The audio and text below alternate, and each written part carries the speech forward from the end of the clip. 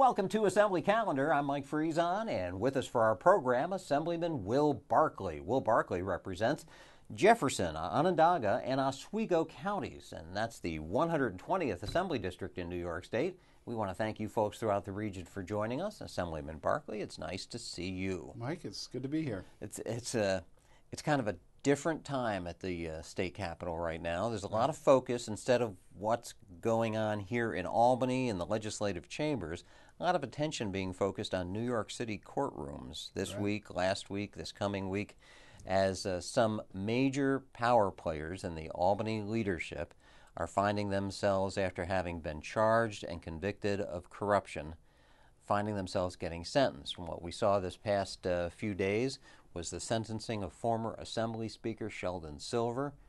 20 years he was Speaker of the New York State Assembly, and he received a sentence of 12 years in prison, forfeiture of $5.2 million, and they're saying that's all money he gained from his illicit activity, using his position for personal gain, and then a fine of $1.75 million on top of that.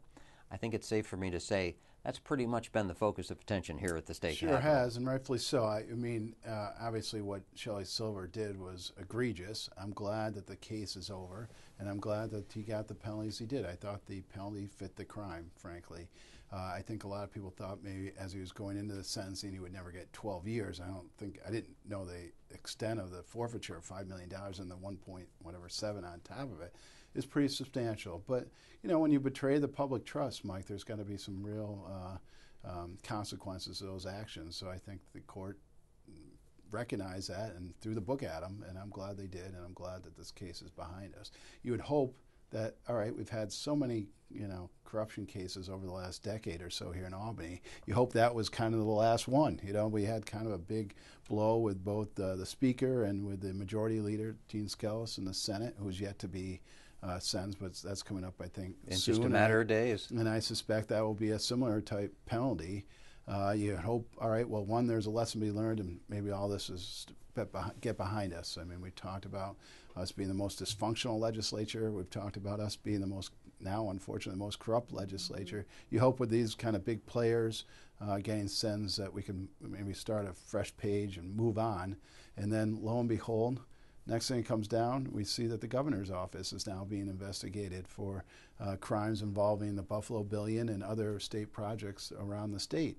And I just heard today on the radio that they raided two former aides of Governor Cuomo's houses to, I guess, get information to follow up on some of the potential crimes that are committed there. So, maybe we're moving out of the legislature, but it's not any better moving into the executive branch. So it's really, I think, a tragic situation. It doesn't help us at all when we try to govern, because I think the people's trust in government, and rightfully so, is probably at a low ebb in New York history, and we're certainly doing nothing to help that feeling out. I mean, to make people feel better and trust government. And so it makes doing everything, I think, more difficult, and it tarnishes, frankly, a lot of my colleagues who are down here that are really trying to do what's right for the state and what's right for their constituents. And I know it's a long way from Oswego and Onondaga and Jefferson counties, but even the mayor of New York City is finding himself under that same spotlight of a criminal, a federal investigation. I don't know if criminal is the right word, but it's hard to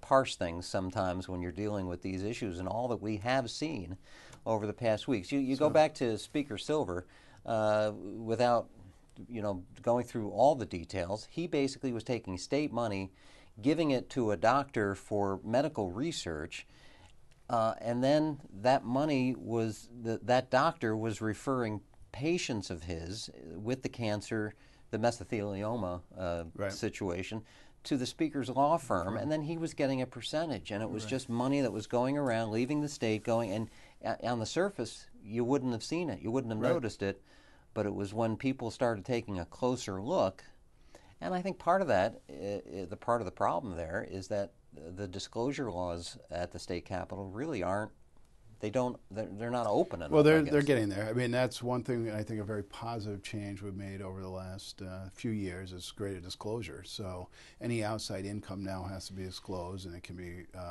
reviewed by any citizen of the state or by the media. So I think that's a very positive, and that's actually one of the things that apparently tripped up the speaker was they noticed, or they had him getting the money, but he hadn't been disclosing the money. So that was one of the crimes that he committed. He wasn't disclosing it. So I think that's a very positive change. The one thing I don't think we've done a good enough job is on member items, and that's how he was funneling some of the money back to this doctor through the Columbia. It was at Columbia that he was working for. I can't. Yes. I don't want yes. I think so. In any event, so he was providing member item money to that as part of the kind of the racket he had with the referral of the clients.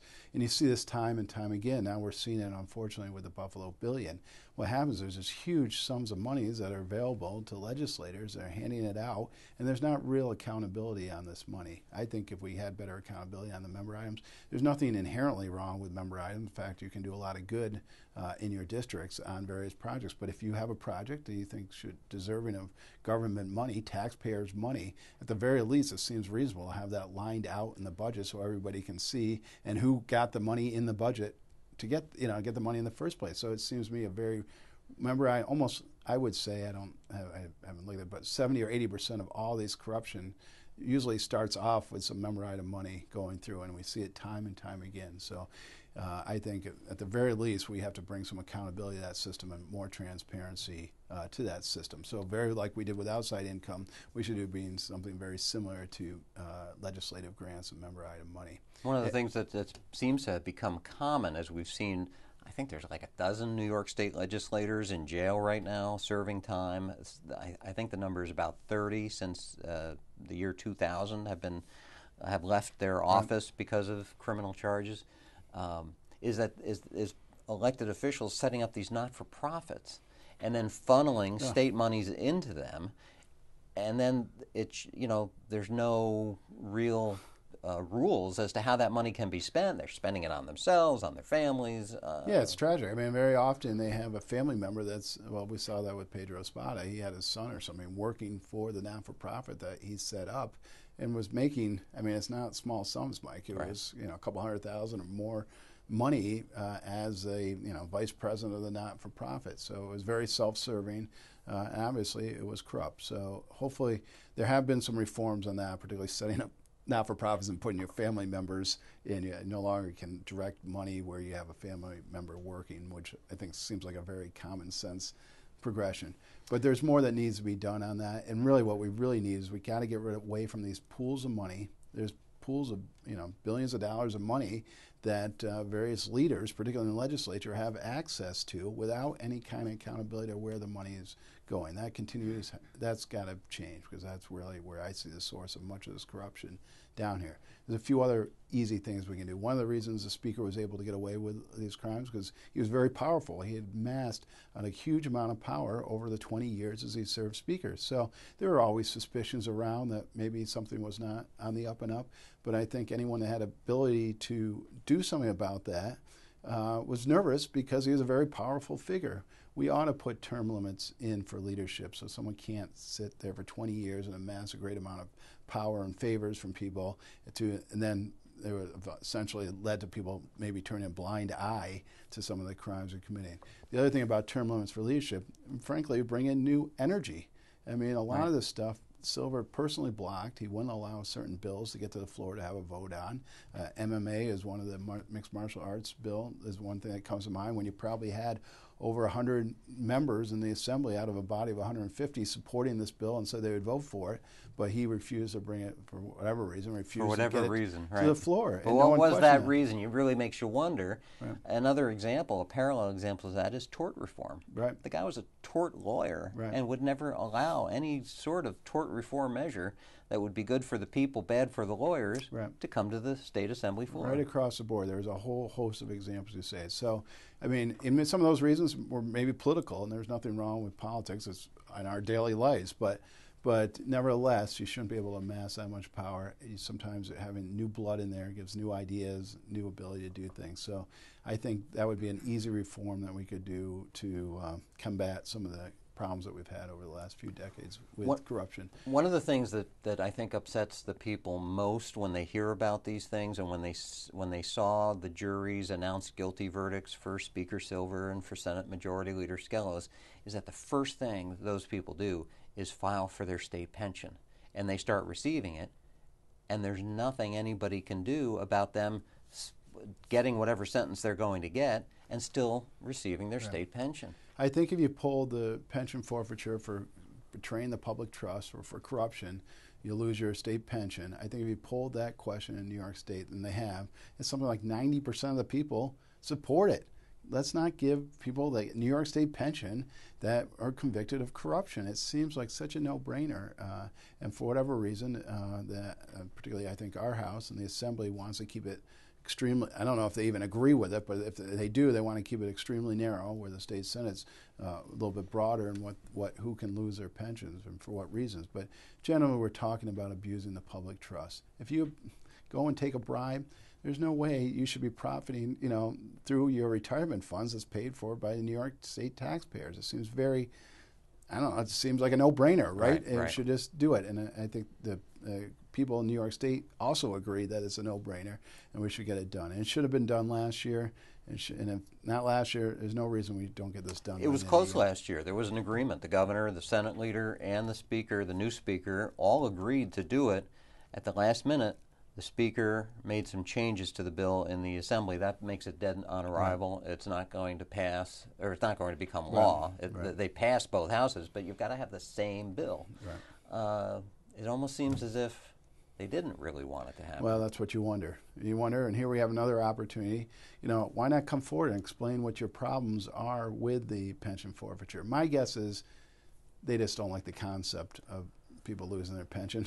I think, and so they're just coming up with pretextual reasons of why there's a problem with the agreed upon bill that allegedly the Senate and Assembly and the governor agreed upon. So you've enumerated a number of things just now, and I'm sure the people watching this program nodding their heads in agreement with you that these are the things. Isn't it kind of sad though that this legislature, faced with all that it has seen, with legislators sitting in jail cells, the speaker just getting 12 years and all that money in fines and forfeiture, more to come. And the legislature hasn't done one single thing yet to do anything about it. It's extremely frustrating. But I think one of the problems is there's a lot of bait and switch going around out there. The governor says, well, we need ethics reform. And then you hear good government groups say, well, we need ethics reform. No one is defining exactly what ethics reform is. The piece of ethics reform that I just enumerated, I think, goes against, it takes on some very entrenched power in Albany.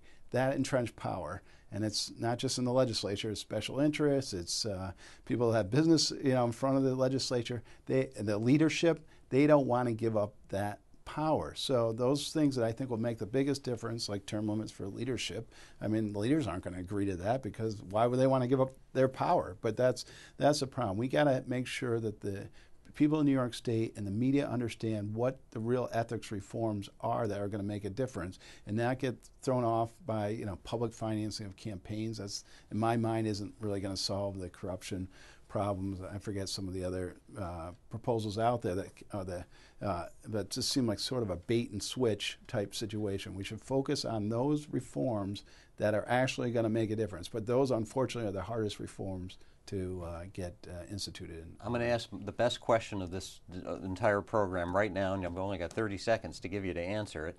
But the Speaker's defense and what we hear from the mayor of New York City is that, this is just the way things get done, people. That's their defense. This is why it's okay for them to have done what they did. Is that part of the problem? Isn't that awful? I mean, I do think there is a historical problem, Tammany Hall coming out of New York City, where they were traditionally used to getting away with that stuff, but just because that's the way business is done doesn't mean that's the way it should be done, and we have a lot of problems in state government, and certainly ethics doesn't need to be on the forefront of these problems. Let's face some of the problems we have with our economy, with taxes, government spending, right across the board. We should do something to take those reforms I talked to take ethics off the table. So we're going to be watching just a few weeks to go in this 2016 legislative session. Will Barclay, thanks for joining us. Thank you, folks, too. We'll hope to see you all soon for our next edition of Assembly Calendar.